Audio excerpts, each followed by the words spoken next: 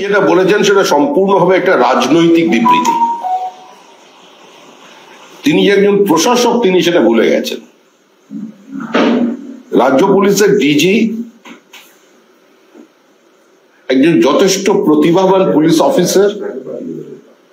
তার নেটওয়ার্ক শুধু পশ্চিমবঙ্গের মধ্যে নেই, সীমান্তের ওপারেও তার নেটওয়ার্ক আছে। তিনি খুব ভালো করেই জানেন যে 2200 কিলোমিটারের একটা পোরাস বর্ডার, যেখানে এত বেশি ওয়াটার বডিজ আছে, সেখানে কোনো একটা সংস্থা দিয়ে অনুপ্রবেশ বন্ধ করা সম্ভব নয়। শুধু বেড়া টপকে অনুপ্রবেশ হয় না, শুধু সাঁতার কেটে অনুপ্রবেশ হয় না। আমরা 80-র দশক থেকে একই কথা বলে আসছি যে একটা বিনা যুদ্ধে ভারত দখলের আন্তর্জাতিক চক্রান্ত চলেছে। সেফ প্যাসেজ ছিল পশ্চিমবঙ্গে, পশ্চিমবঙ্গের সন্ত্রাসবাদীরা বেশি কিছু ঘটাতো না, কিন্তু প্রত্যেকটা আক্রমণের সঙ্গে, প্রত্যেকটা নাশকতামূলক কাজের সঙ্গে পশ্চিমবঙ্গের নাম জড়িয়েছিল। কারণ তারা হয় পশ্চিমবঙ্গের মাটিকে ব্যবহার করেছে, না হলে পশ্চিমবঙ্গের সিম কার্ড ব্যবহার করেছে, বা বাংলাদেশের উন্মুক্ত বর্ডারকে তারা ব্যবহার করেছে। যে রাজ্যের মুখ্যমন্ত্রী স্বয়ং বিএসএফ এর বিরুদ্ধে মানুষকে সংঘবদ্ধ হয়ে আক্রমণ করতে বলেন, ক্লাবের ছেলেদের আহ্বান জানান, মহিলাদের ঝাঁটা তুলে নিতে বলেন, আপনি আশা করছেন সেই রাজ্যে বিএসএফ ঠিকঠাক কাজ করতে পারবে? রাজ্যের কতগুলো বিএসএফ এর আউটপোস্ট জমি জটের জন্য আটকে আছে। আমরা আবার বলছি যে আমরা এই ইস্যুতে কোনো রাজনীতি চাই না। আমরা চাই যে বিএসএফ, পুলিশ, শাসক দল, রাজ্যের সমস্ত বিরোধী দল এবং স্থানীয় মানুষ ঐক্যবদ্ধভাবে এর বিরোধিতা করুক, কারণ এটা আমাদের জাতীয় নিরাপত্তার স্বার্থে, রাজ্যের আভ্যন্তরীণ নিরাপত্তার স্বার্থে এবং ভবিষ্যতের প্রজন্মকে র্যাডিকালাইজেশনের হাত থেকে বাঁচানো বা একটা নতুন বাংলাদেশ তৈরি হতে চলেছে, সেখান থেকে বাঁচার তাগিদে।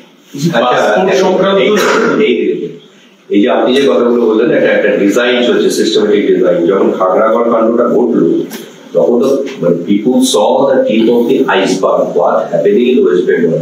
পুরো দেখা গেল যে পুলিশের ভূমিকা, যে ভাড়া দিয়েছিল সে কে, সেই সময় যারা নাকি গোপালকে ছেড়ে দিতে গিয়েছিল তারা কারা, শাসক দলের ভূমিকা।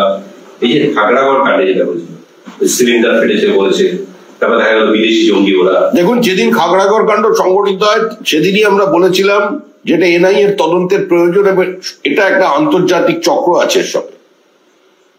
ঘটনা ঘটবার পরেই মুকুল রায় বিকেল বেলা গিয়ে সেখানে শান্তি মিছিল করেছিলেন। অবশ্যই তখন তৃণমূলে কংগ্রেস তিনি ছিলেন এবং এখনো তৃণমূল কংগ্রেসই আছেন। তিনি মিছিল করেছিলেন।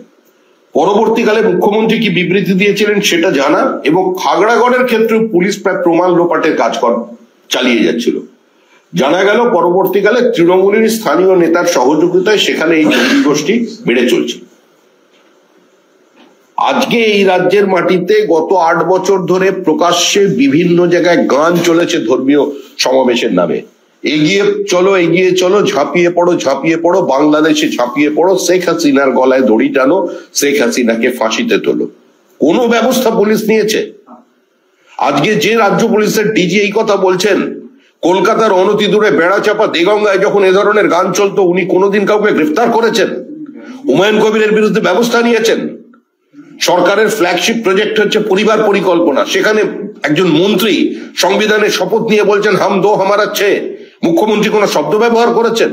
ক্যাবিনেট মন্ত্রী ধর্মান্তকরণের কথা বলছেন, ক্যাবিনেট মন্ত্রী এটাকে দারুল হাত থেকে দারুল ইসলামে রূপান্তরিত করবার কথা বলছেন, মুখ্যমন্ত্রী একটি শব্দ খরচা করেছেন। আর আপনারা এখানে জঙ্গি নিয়ে চিন্তা করছেন। যেখানে বাংলাদেশের জঙ্গি এবং রাজ্যের ক্যাবিনেট মন্ত্রী একই ভাষায় কথা বলে, তো সেখানে জঙ্গি থাকবে না তো কোথায়? জঙ্গি থাকবে না তো রসগোল্লা থাকবে? আমাদের ভিডিও ভালো লাগলে লাইক এবং শেয়ার করুন। কমেন্ট সেকশনে গিয়ে জানান আপনাদের মতামত। আরও ভিডিও পেতে আমাদের চ্যানেল সাবস্ক্রাইব করুন এবং প্রতি মুহূর্তে খবরের আপডেট পেতে প্রেস করুন বেল আইকন।